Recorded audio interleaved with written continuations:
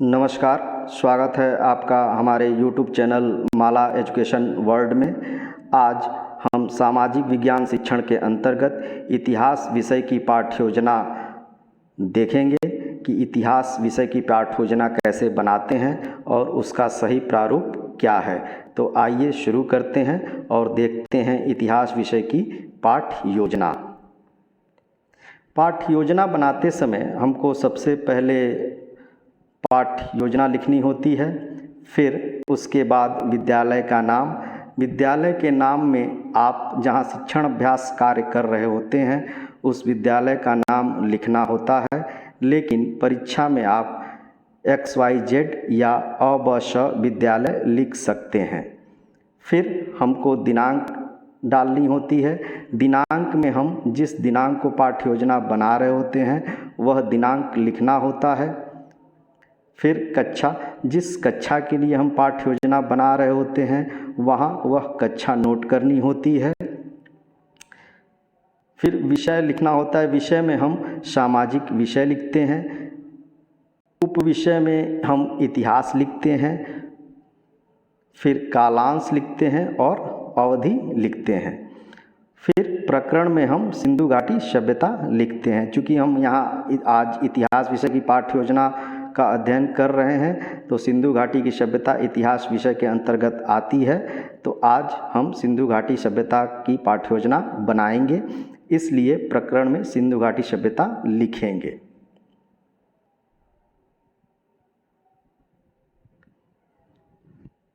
फिर हम उद्देश्य लिखते हैं। जैसा कि हम जानते हैं उद्देश्य दो प्रकार के होते हैं, सामान्य उद्देश्य और विशिष्ट उद्देश्य। सामान्य उद्देश्य विषय से संबंधित होते हैं और विशिष्ट उद्देश्य प्रकरण से संबंधित होते हैं।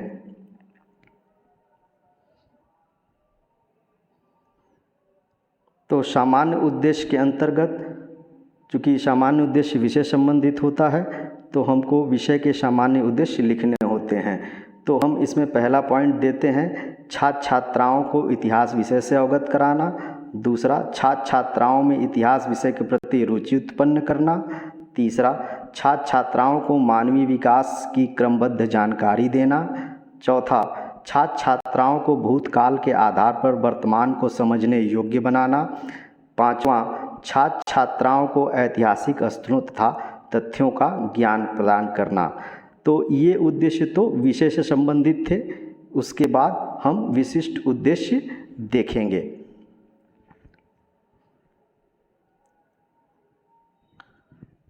चूँकि विशिष्ट उद्देश्य में ज्ञानात्मक उद्देश्य, बोधात्मक उद्देश्य और क्रियात्मक उद्देश्य आते हैं, तो हम पहला पॉइंट दे सकते हैं छात्र छात्राएँ सिंधु घाटी की सभ्यता के बारे में जान सकेंगे। दूसरा, छात्र छात्राएँ सिंधु घाटी सभ्यता के महत्वपूर्ण स्थलों की व्याख्या कर सकेंगे। तीसरा, छात्र छात्राएँ सिंधु घाटी सभ्यता को अपने वर्तमान जीवन से जोड़कर समझ सकेंगे।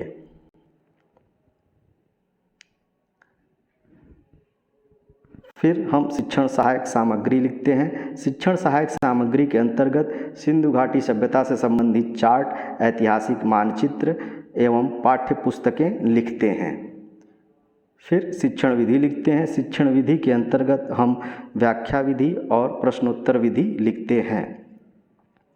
फिर पूर्व ज्ञान लिखते हैं। पूर्व ज्ञान में हम लिखते हैं कि छात्र छात्राएँ सिंधु घाटी सभ्यता के बारे में सामान्य जानकारी रखते हैं। फिर हम प्रस्तावना के प्रश्न बनाते हैं। प्रस्तावना के प्रश्न बनाते समय हमको दो बातों का ध्यान रखना चाहिए। प्रस्तावना के प्रश्न हम जब भी बनाएं, प्रस्तावना के प्रश्न हमेशा जिग जैग में होने चाहिए। अर्थात कि जब भी हम प्रश्न पूछें और जो भी उसका उत्तर आए उसी उत्तर से ही दूसरा प्रश्न बनना चाहिए। और दूसरी बात हमको ध्यान में यह रखना चाहिए कि जब भी हम प्रस्तावना के उत्तर लिखें तो उत्तर हमको पूरा लिखना चाहिए। अक्सर छात्र छात्रा यह गलती करते हैं कि वह उत्तर आधा अधूरा ही लिखते हैं और प्रस्तावना के प्रश्न जिग जैग में नहीं बनाते हैं। तो आइए हम देखते हैं प्रस्तावना के प्रश्न को कि प्रस्तावना के प्रश्न कैसे बनते हैं। पहला, हम लोग किस देश में रहते हैं? छात्रा क्रिया में हम लोग भारत देश में रहते हैं। दूसरा, भारत देश में बहने वाली कुछ प्रमुख नदियों के नाम बताइए। भारत देश में बहने वाली कुछ प्रमुख नदियों के नाम हैं गंगा, जमुना, सिंधु नदी। तीसरा प्रश्न, सिंधु नदी के किनारे किस सभ्यता का विकास हुआ?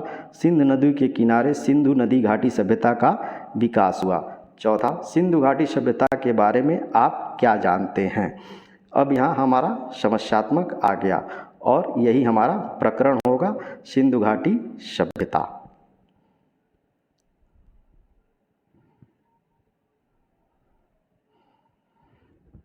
फिर हम उद्देश्य कथन लिखते हैं कि आज हम लोग सिंधु घाटी सभ्यता के बारे में अध्ययन करेंगे। फिर हम प्रस्तुतिकरण करते हैं। प्रस्तुतिकरण के अंतर्गत 4 कॉलम बनाते हैं। पहला कॉलम शिक्षण बिंदु का, दूसरा कॉलम छात्र अध्यापक क्रिया का, अगर छात्रा है तो छात्र अध्यापिका क्रिया लिखेगी। तीसरा कॉलम छात्र छात्रा क्रिया का, चौथा कॉलम श्यामपट्ट कार्य का होगा। फिर हम विकासात्मक प्रश्न पूछते हैं। सिंधु घाटी सभ्यता के बारे में आप क्या जानते हैं? छात्र छात्रा क्रिया में आंशिक उत्तर या मौन लिखते हैं। फिर हमारा शिक्षण बिंदु होगा सिंधु घाटी सभ्यता, उसका हम स्पष्टीकरण करेंगे। जैसे सिंधु घाटी सभ्यता विश्व की प्राचीन नदी घाटी सभ्यताओं में से एक प्रमुख सभ्यता है। यह हड़प्पा सभ्यता और सिंधु सरस्वती सभ्यता के नाम से भी जानी जाती है। सिंधु घाटी सभ्यता का विकास 2500 ईसा पूर्व से 1750 ईसा पूर्व तक माना जाता है। 1921 में राय बहादुर दयाराम साहनी ने हड़प्पा तथा 1922 में राखालदास बनर्जी के द्वारा मोहनजोदड़ो जैसे महत्वपूर्ण स्थलों की खोज की गई। छात्र छात्रा क्रिया में हम लिखेंगे, छात्र छात्राएं ध्यानपूर्वक सुनेंगे और मुख्य बिंदुओं को नोट करेंगे।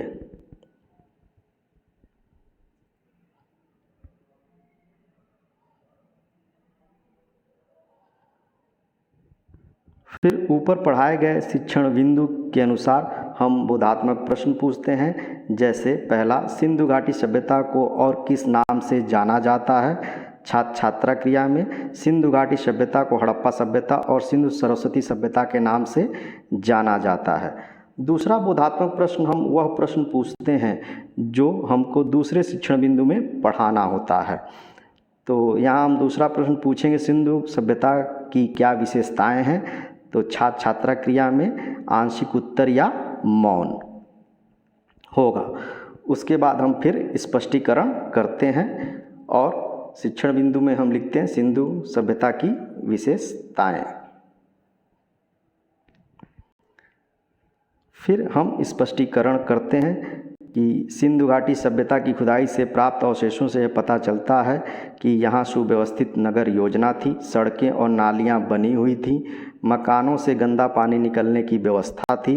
मोहनजोदड़ो से हमें एक विशाल स्नानागार प्राप्त हुआ है, विशाल अन्नागार भी मिला है जिसमें अनाज रखे जाते थे।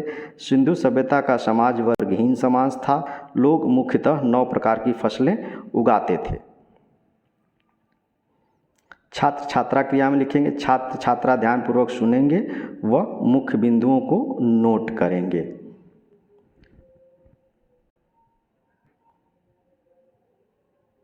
श्यामपट्ट कार्य के अंतर्गत स्पष्टीकरण के दौरान आए हुए कठिन शब्दों को हम नोट करते हैं या छात्राध्यापक नोट करता है।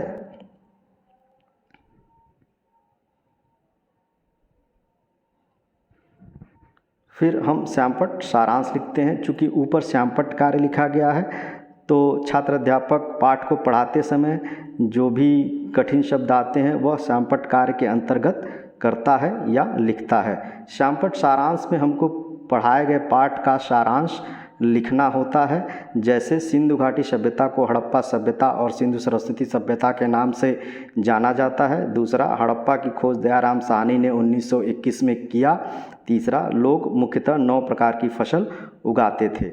उसके बाद निरीक्षण कार्य हम लिखते। निरीक्षण कार्य के अंतर्गत छात्र अध्यापक समय समय पर कक्षा का घूमकर निरीक्षण करेंगे।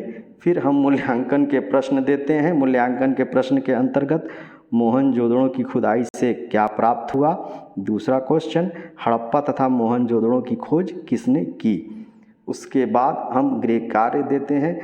चूँकि गृह कार्य, छोटे बच्चों को गृह कार्य हमेशा लिखित रूप में दिया जाता है, तो गृह कार्य के अंतर्गत हम लिखते हैं छात्र छात्राएं सिंधु घाटी सभ्यता के बारे में लिखकर लाएंगे। फिर हम इस लाइन को बंद कर देते हैं।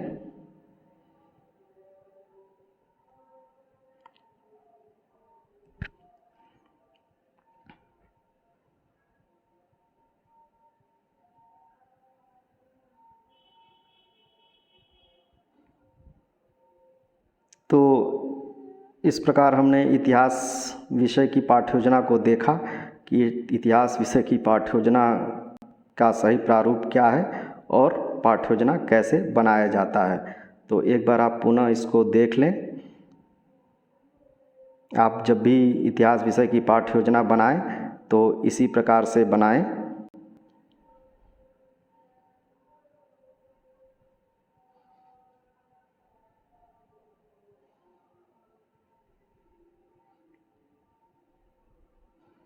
Thank you for watching.